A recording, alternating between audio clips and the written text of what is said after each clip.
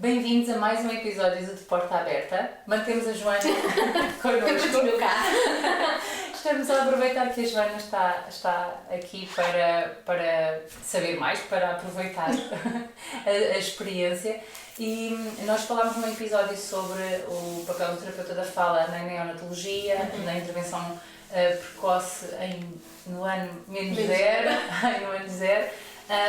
E ainda que tenhas dado assim uma ou duas sugestões do tipo de intervenção, deste assim acho que um ou dois exemplos, eu acho que era muito interessante nós podemos falar sobre, na prática, como é que se processa, o que é que o terapeuta da fala vai avaliar, que funções, percebemos que não era a fala, então mas o quê? Que tipo de avaliação é que é feita, como é que isso é feito, é invasivo, não é invasivo, e depois na intervenção, como é que isto se faz, quais são as técnicas, quais são as estratégias, as atividades, então acho que vou deixar, seja para partilhar. Então se calhar vamos assim para o princípio, vamos lá para o -0. Se pensarmos que um bebê, vamos falar assim de um prematuro assim, muito linear, daqueles assim mais, entre aspas, que acontecem mais vezes, usa ali por volta das 32, 33 semanas. Quando depois é na altura de avaliar, nessa altura, o que é que nós vamos avaliar? Vamos avaliar, basicamente, são os reflexos que o bebê tem na altura. Aquilo que ele apresenta, aquilo que ele já nos mostra, reflexo de sucção, se tem reflexo de procura, é quando ele vai atrás, para perceber se ele realmente já está preparado. Existe mesmo um protocolo, que é aquilo que eu vou utilizando, que é o protocolo de prontidão do prematuro para início da alimentação oral, que é brasileiro, que é da Fujinaga, mas já está traduzido, validado e adaptado, completamente optimizado para trabalhar pela colega, a Cristina Trigo. É de 2015 e é o que eu utilizo. Basicamente aquilo é feito, é suposto ser só feito em minutos, 2 minutos só. Estamos a falar, lá está, curtinho espaço de tempo que eles têm, e naquele protocolo nós avaliamos logo visualmente, observamos e depois a seguir só com o nosso dedo elevado só perceber os reflexos dele. E a partir dali nós conseguimos então perceber se esta criança está apta para iniciar a alimentação oral ou não. Se estiver apta para iniciar a alimentação oral, aí fazemos tipo eu gosto de fazer uma escadinha. Primeiro só umas gotinhas, perceber a reação dele. Também porque estamos a falar de paladar, não é? Gosto de fazer com leite materno, se ele estiver disponível. Gotinhas, depois eu vou aumentando a quantidade e só depois é que transita então para uma tetina. E essas gotinhas são dadas como? Em seringa. Era isso. Pois é, em seringa. Primeiro só perceber ali, lábios, ele ir lá buscar. Depois com o meu dedo, só ponho as gotinhas com uma seringuinha. E ele ir fazendo, se começar a fazer sucção e engolir ao mesmo tempo e estiver tudo coordenado, eu vou aumentando gradualmente a quantidade, depois transito para aquilo que se chama uma sucção controlada, que é só a tetina com o líquido lá dentro, faço o vácuo e espero para ver se ele puxa e aí depois autonomamente, que é mesmo na tetina. Porquê na tetina e não na mama? Porque às vezes as mães ficam logo, vai iniciar uma tetina e depois já não me aceitam o peito.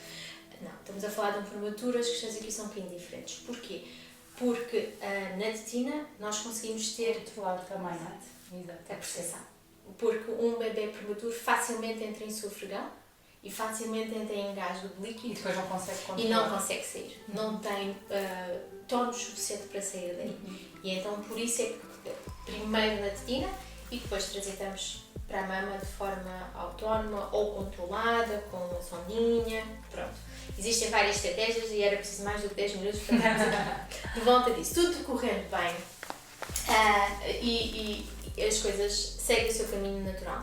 Mas quando eles não estão ainda tão bem preparados, aí podemos estimular a sucção. E estimular a sucção não é nada mais do que fazer o que é suposto por eles. E posso fazer com o meu dedo, mas eu prefiro utilizar as mãos deles. Prefiro utilizar o que eles têm, que é aquilo que é suposto eles fazerem dentro da barriga. Portanto, a mãozinha deles estão molhadas com o próprio leite da mãe, e se houver. A mão dele entra por dentro, anda ali à volta e a sucção naturalmente vai aparecer. Isto nós estamos a falar de bebês que não têm patologia neurológica. E depois vamos seguindo com a xuxinha deles, se aceitarem, a tetina, a maminha da mãe e seguimos por aí fora. quando estamos a falar de patologia neurológica, aí é que já temos que ir buscar os reflexos ainda mais atrás. Pronto, aí é um bocadinho mais invasivo, porque assim tem que ser. Porque em termos neuronais, em termos de sensibilidade, tem que haver mais estímulo. Pode ser preciso utilizar a crioterapia com gelo, pode ser preciso utilizar a vibração, aí a planóplia de material. E isso é feito mesmo ao bebê? Dentro, não é? Sim. Dentro da incubadora, se eles já puderem vir ao meu colo, vem ao colo, pode ser feito no colo também. E à medida sempre que é feito, os pais estando presentes, é sempre explicar tudo o que está a acontecer aos pais e ir dando orientações do que é que eles podem fazer. Por exemplo, tudo o que é de estímulo, eles podem também ser eles próprios a fazer com as mãos do bebê. Eu não costumo dar indicação aos pais para serem eles a introduzir os dedos dentro da boca dos bebés, porque é preciso muita sensibilidade, ter noção do que é que estamos a tocar, e para estímulos agressivos já basta o que os bebés já têm, não é? Já têm. Portanto, não de todo. Portanto, as mãos deles.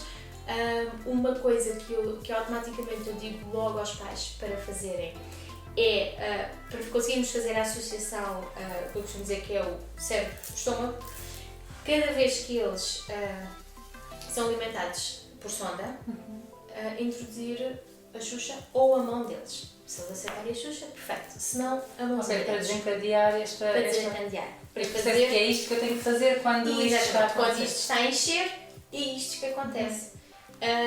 Isso é uma coisa logo automática. Se não puder estar na mama da mãe enquanto está a receber, então pelo menos que esteja ao colo mais próximo da mama da mãe e com a mãozinha dele e fazer os movimentos. Tal e qual. Eu costumo dizer aos pais para fazer a dança dos 3-3. Faz 3, espera 3. Faz 3. Para quê? Porque nós depois não queremos bebés sofros. Queremos bebés que parem para respirar. E parem para respirar. E parem para respirar. Estamos a treinar numa ginástica aquele bebê a fazer aquele padrão, porque o bebê não é nada mais do que isso. É uma folha em branco que nós estamos a programar. E estás a falar de crianças que não conseguem fazer esta gestão de tantos estímulos, ou seja, se estão a comer, se calhar já não conseguem respirar. Nada. Não é? E portanto esse treino tem que ser explícito, tal como nós fazemos outras coisas na área da terapia da fala, nós temos que passar passo por passo aquilo que normalmente acontece sem... Exatamente. Normalmente, não é? Normalmente.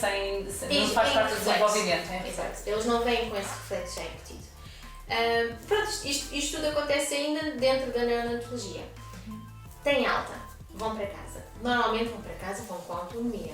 Por muito que ainda possam ter sonda, mas os pais já vão instruídos em como progredir. No entanto, mantemos sempre o contacto. Aí quando transitam para o mantém sempre o contacto. E a partir daí eu passo a ser o fantasminha que anda sempre ali. Tem a porta aberta, a não ser que haja mesmo questões daqueles que sempre continuar. Essas crianças vêm regularmente a consultas de reavaliação contigo? Se necessário. Daí é que está. Se for necessário. Se não, as coisas correndo tudo bem, eu só quero vê-los na introdução alimentar. Que pode ser aos 4 meses, pode ser aos 6 meses ou pode ser ao 1 ano. Aqui é que está a diferença. O prematuro nem sempre anda com a idade gestacional atrás, anda com a idade corrigida. Portanto, os 6 meses de um bebê de termo nem sempre é os 6 meses do bebê prematuro. Pode ter que se esperar. Pode ter que se esperar, que normalmente é o que acontece, em termos de competências. Então, o que eu lhes digo sempre aos pais é, quando forem introduzir a alimentação complementar, antes de, liguem. E nós combinamos. E eles voltam e têm a avaliação. E então aí vemos se realmente a criança tem competências para. Que isso é que às vezes ainda a classe médica, o pediatra, ainda vão muito dentro daquilo que é suposto por idades e esquecem-se de olhar um bocadinho para eles, porque nem sempre eles estão preparados. Não é? Um bebê para introduzir a alimentação complementar tem que ter alguns propósitos, tem que sentar adequadamente, tem que ter a relação boca-mão, principalmente, tem que deixar de ter a protusão, que eles chamam de ejeção lingual, e tem que ter interesse. Era isso que eu ia dizer, tem que ter interesse por comer, não é? Tem que ter interesse naquilo que está a fazer. Portanto, eu gosto de pedir aos pais, não, avisem, vem antes, vemos como é que está, conversamos um bocadinho até como é que vamos fazer dentro daquilo que são as orientações que o pediatra deu, mas conseguimos dar aqui uma forma para que as coisas ainda corram melhor. Porque aquilo que é suposto, entre aspas, aquilo que é normal acontecer nestes miúdos é que depois eles têm dificuldade em introduzir tudo aquilo que é diferente. Eles entram no programa do líquido e têm dificuldade em introduzir o pastoso. Depois entram no programa do pastoso e têm dificuldade em introduzir os sólidos. E às vezes nem é preciso começar pelo pastoso, pode-se começar pelos sólidos. Por isso que eu ia perguntar, a introdução alimentar nestas crianças, imagino que depende de caso para caso e dessa avaliação que vocês fazem, não é? Mas ia perguntar exatamente isso, se a introdução alimentar, se faz sentido a introdução alimentar ser igual como para qualquer outra criança. Ou seja, que nós começamos com, bom, aí há divergência, agora já há várias... Tens vários métodos agora. É, mas agora há realmente muito, mas eu diria que o mais tradicional será ou a sopa ou as papas, não é? É o grande... O tradicional é esse, é começar com o pastoso. Com os líquidos para o pastoso. Uns mais logo pela sopa, outros mais pela papa. Aí sim, há às vezes pelo peso. Pronto. Mas isso pode não fazer sentido para estas crianças? Sim, completamente. Os pediatras que nós já estamos habituados a trabalhar, que são aqueles do centro hospitalar, eles normalmente até são muito abertos e então dizem mesmo, vai à avaliação e depois vê o que o terapeuta diz. Se pastou-se sólido por mim, pouco me faz. Ou seja, para uma criança pode ser uma coisa, para outra pode ser outra, depende daquilo que tu... E mesmo dentro dos pastores finos ou pastores mais grossos, dentro dos sólidos, há muita coisa por onde correr. Depende daquilo que a criança te apresenta e daquilo que ela te mostra que é capaz de fazer naquela altura. Porque o pediatra, em termos nutricionais, pode ter, eu quero engordar, eu preciso de engordar esta criança.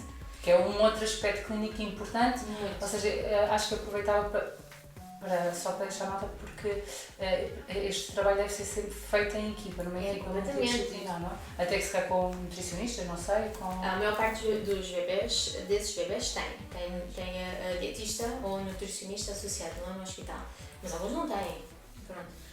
Mas aí é o pediatra que depois vai gerindo também, eu preciso de engordar, ou eu não preciso de engordar esta criança, e depois, dependendo daquilo que eles nos vão dizendo, vai-se gerindo a coisa. E aí depois há muito por onde ir. Depende daquilo que a criança te apresenta, depende das competências. Bom, depois nós... E dos idealismos dos pais. Pois, mas a junção de tudo, não é? Nós sabemos que há crianças, por exemplo, que têm muitas dificuldades com texturas e aí se calhar será uma coisa, não é? Não tocam, não mexem, não, que não querem provar coisas diferentes, isso pode ser... Aí depois eu tenho o privilégio de ter a terapia ocupacional também lá no serviço. E aí depois o trabalho é conjunto e às vezes é mesmo conjunto. As duas terapeutas com toda a gente no ginásio.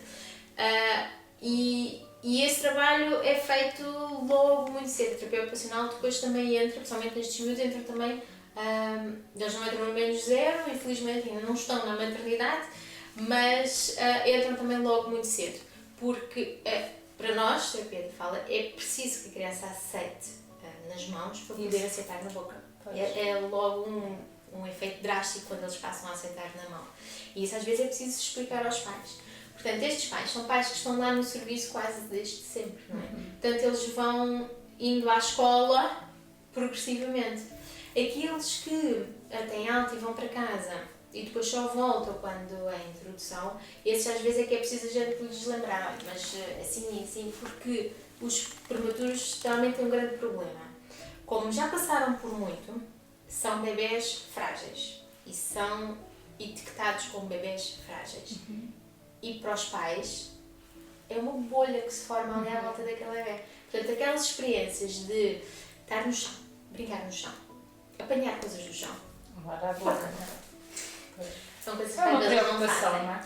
É uma grande preocupação com a parte imunológica, porque a parte imunológica do prematuro está a ser transferida comprometida. E isso acaba por ter este impacto também na exploração do alimento e da boca. Então, aqueles pais que tiverem contacto connosco ainda na maternidade, são pais que levam já uma lavagem cerebral para casa e sabem que não é para ser assim. É com cuidado, mas que é bem. Deixar explorar, deixar sujar, deixar fazer isso tudo. E aquilo que temos vindo a ver é que cada vez depois menos eles vêm ter connosco mais lá para a frente. Porque quando chegam lá à frente, ou quando vêm às consultas depois da fisiatria, às reavaliações da própria fisiatria, pergunta, então como é que está a correr a alimentação? Está ótimo, a gente tem feito assim, assim, assim, tal, bom, como nos disseram lá. Então, Isso é outra coisa, os resultados são existe. esses, não é? Portanto, Exatamente. se conseguir trabalhar muito cedo, estas dificuldades alimentares Cada podem vez são vir a menos. ser Sim. menores. Sim, Não é? sim, sim, sim. Tá bem. Olha, Joana, vou ter que te interromper. Obrigada mais uma vez pela tua partilha. Isto é um muito, muito grande. E é bom ouvir e acho que assim é muito bom poder partilhar e fazer ouvir, fazer-nos ouvir sobre a amplitude do nosso trabalho. Eu não trabalho em neonatologia, mas tu trabalhas em neonatologia, ambas somos terapeutas da fala, não é?